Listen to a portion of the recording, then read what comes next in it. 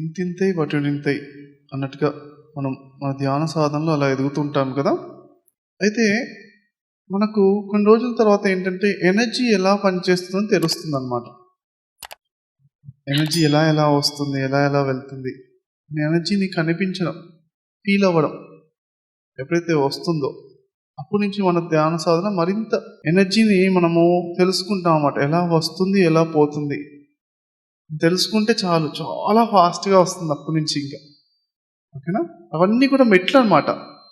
ఒక్కొక్క మెట్టు ఎక్కుతూ ఉంటే ఇంకా గొప్పగా ధ్యాన సాధన జరుగుతూ ఉంటుంది.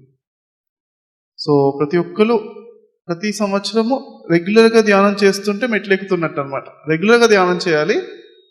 ఒకటేసారి లిఫ్ట్లో వెళ్ళడం, ఫాస్ట్గా వెళ్ళడం అనేది గుడాకేశ ద్వారా అవుతుంది. ఓకే, ఒక 100 జన్మలు మెట్లు ఎక్కుతూ అలా నిదానంగా ఎక్కుతూ వెళ్ళడం కన్నా కూడా ఒకటే ఈ 40 డేస్లోనే మీరు ఫాస్ట్గా అంత ఫాస్ట్ సాధన అవుతుందన్నమాట.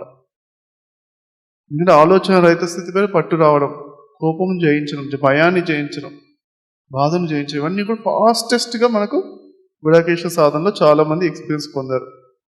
మొదట్లో కొంతమందికి ధ్యానం చేసిన కుదరదు అనేసి ఆపేస్తుంటారు. మొదటి 1000 గంటలు కుదిరినా కుదరకుండా చేయాలి. చేస్తే తర్వాత నుంచి దానికి అసలు బెనిఫిట్ వస్తుంది, స్టార్ట్ అవుతుంది అన్నమాట.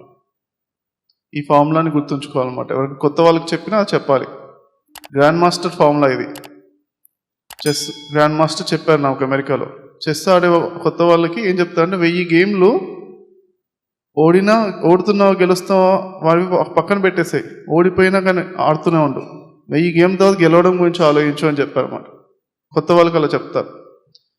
ధ్యాన సాధనలో కూడా గుడాకేశ మరి మొదటి 5 రాత్రులు ఇబ్బంది ఉందా లేదా అని పక్కన పెట్టేసాయి, చెయ్యి. మొదటి 5 రాత్రులు చేస్తే ఈజీగా చేసేయచ్చు. 40 రాత్రులు చేస్తే మిగతా అంతా సాధించగలుగుతాం అన్నమాట. ఓకేనా? గ్రాండ్ మాస్టర్ ఫార్ములా అర్థమైంది కదా? Congratulations, snaps to that.